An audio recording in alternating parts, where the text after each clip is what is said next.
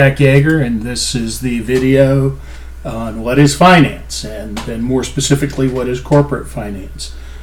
Since this class is a class in corporate finance, I always think it's great to start it by giving you some context for what the term means.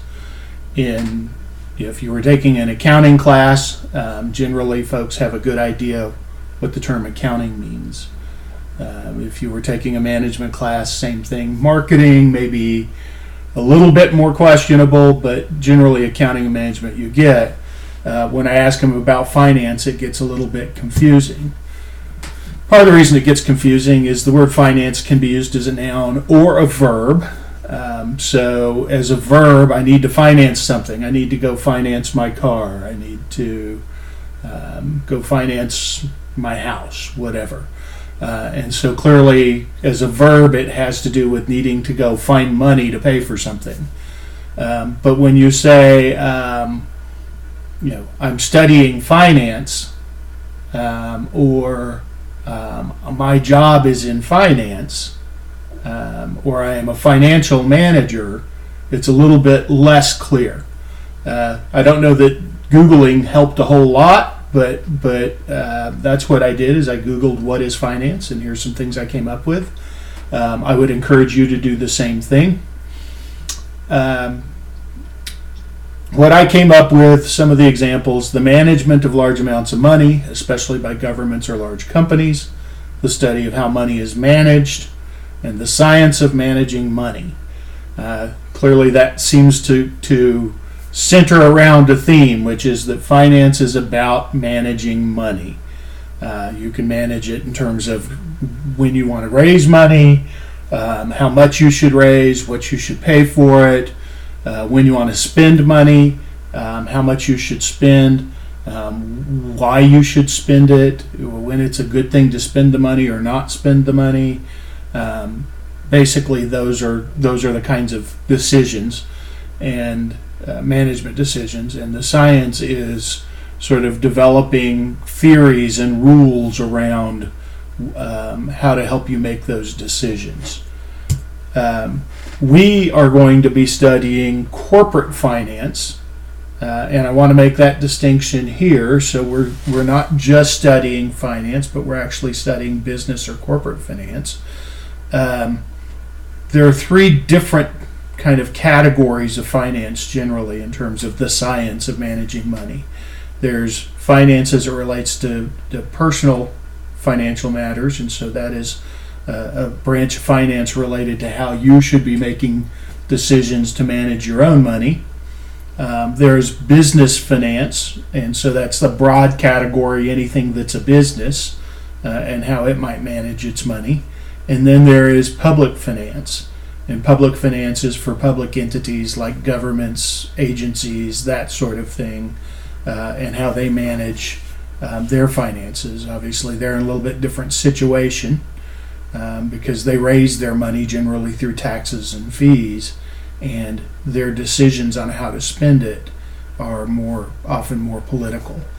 But if we drill down into the business finance, we see down here that there's a corporation as a type of business, and corporate finance therefore is really the finance for businesses that are corporations. Corporations are one type of business structure. There are others: sole proprietorships, partnerships, nonprofits. So what makes a corporation so special?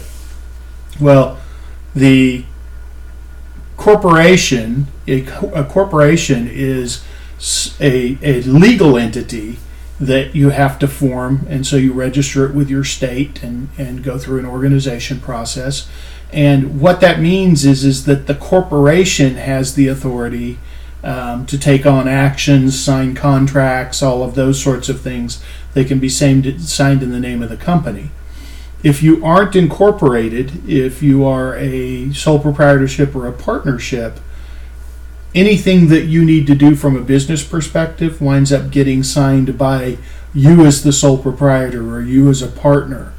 The reason that matters from a legal standpoint is that if something were to go wrong, so let's say the company borrowed money and could not pay it back, or there was some problem with some product that they sold and there was a liability associated with the fact that there was a recall or somebody got hurt or whatever else, then the courts are going to look to what legal entity is responsible for that liability. And if you're a corporation, they would look to the corporation to be responsible, and it would stop there. And so whatever the monies inside of the corporation are to satisfy that liability, that's the most they could get. Generally speaking, from a legal perspective, they can't then go further and sue you, for example, as an investor in the company. If you are somebody who lent the company money as a creditor, or you are somebody who invested in it as a stockholder, they can't sue you for what the company does.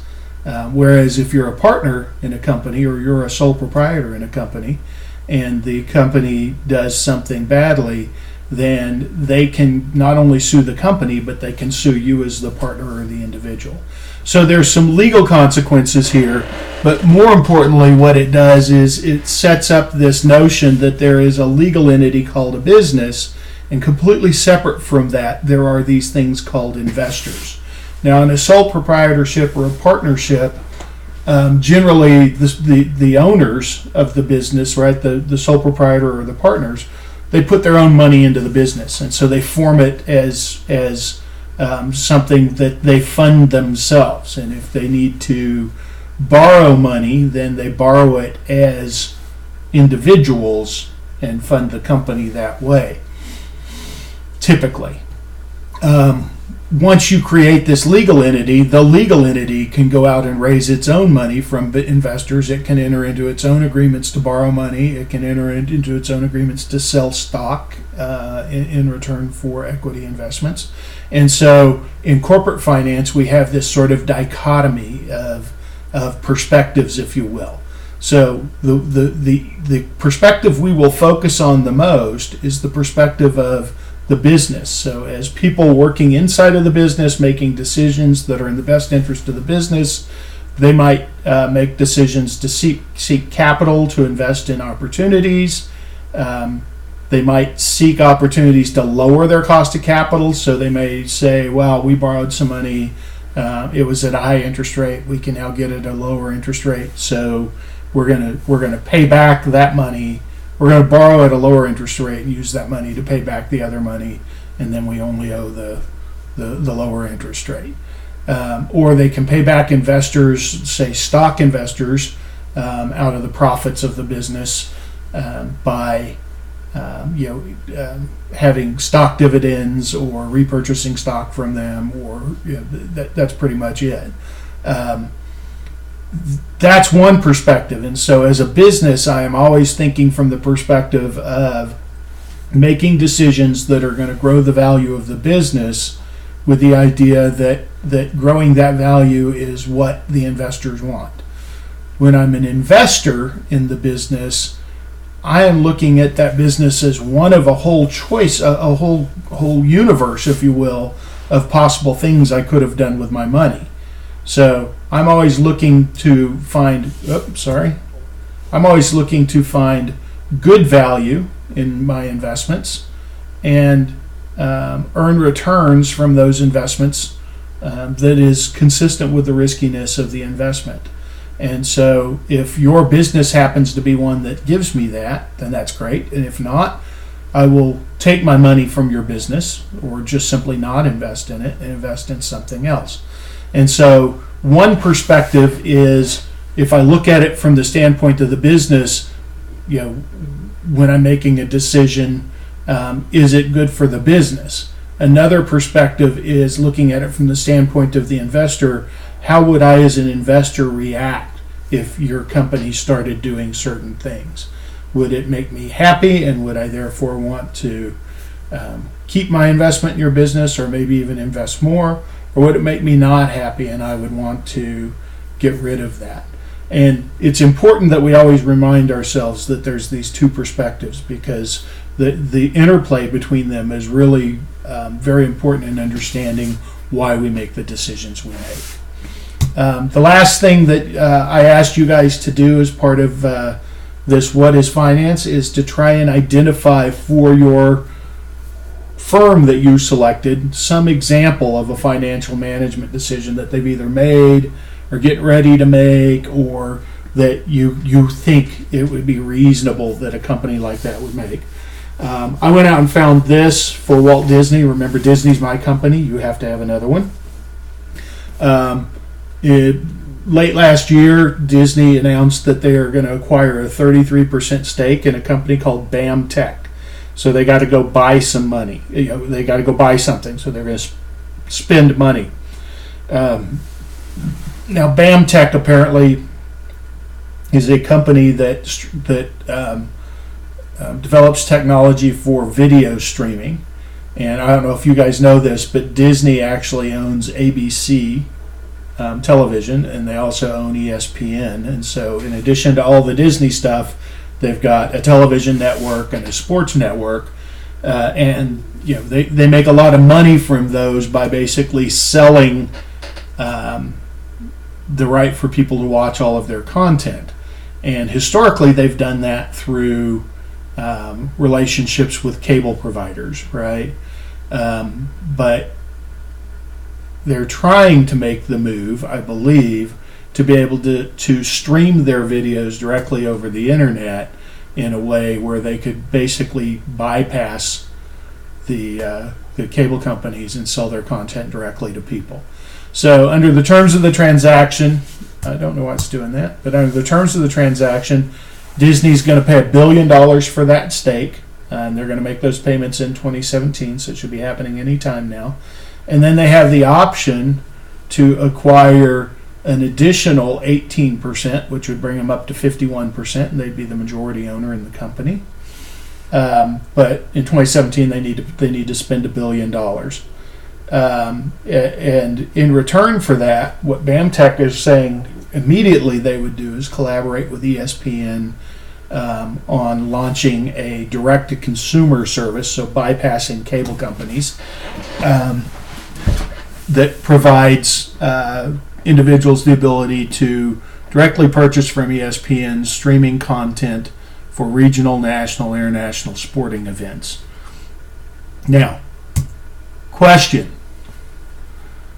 I guess not really a question. Here's the situation. So Disney's going to spend $1 billion.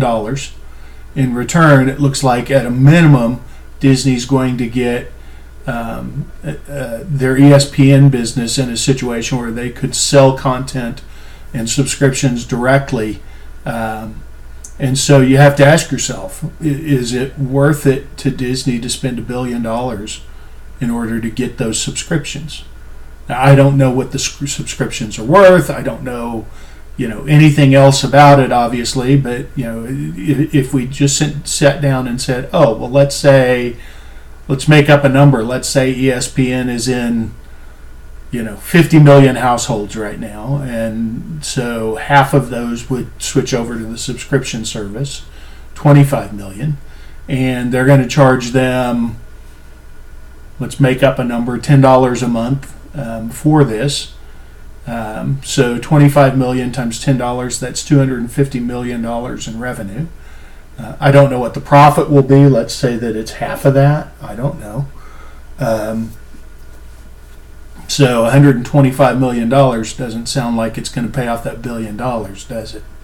Now, part of it is Disney's going to be able to make that money over a period of time, and they may make some other money from it. But the other kind of bigger thing is one of the trends that's going on in entertainment is that more and more people are what they call cutting the cable in their in-home viewing. And so they are not wanting to sign up with cable companies. Rather, they just want to get internet access, and they'll stream anything that they want to watch when they want to watch it off of the internet, which clearly is what this BAMTech is all about. So imagine if, in addition to their ESPN business, suddenly if you wanted something some of these sort of regular programming that's on ABC, you could get it through this service and not have to hook up to cable. And if you wanted any of the Disney content, and maybe they would provide access, I have no idea, to their library of movies and whatever else, then you're potentially talking about a much bigger viewership and more subscriptions. And so now you're talking about something that could approach, $500 million a year, possibly in fees from that. And so in that sense, it seems like it might pay itself off. At the end of the day, the point is they made a decision to spend $1 billion, and presumably they wouldn't do that unless they thought that they were going to get something back for that money that was worth more than $1 billion, right? And at the end of the day, that's what financial decisions are all about.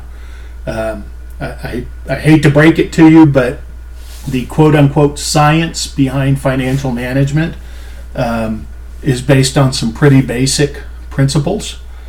First, I should not buy something, should not pay more for something than what it's worth. So I shouldn't spend $1 billion unless I think what I'm getting for that $1 billion is worth more than that. I shouldn't sell something for less than what it's worth. So BAMTech shouldn't sell their interest for $1 billion unless they thought that it was worth $1 billion, or maybe less than $1 billion. If they thought it was worth more than $1 billion, they should want more than $1 billion for it. We'll talk more about some other rules, but that's kind of the basics of it. It's fairly much common sense, and so that's really it. The plain and simple, high level, what is finance? Is we're making decisions about managing money. We're going to make them from the perspective of corporations, and at the end of the day, they're going to be simple decisions. Don't pay more for something than it's worth. Don't sell something for less than what it's worth. Look forward to talking to you about this in class.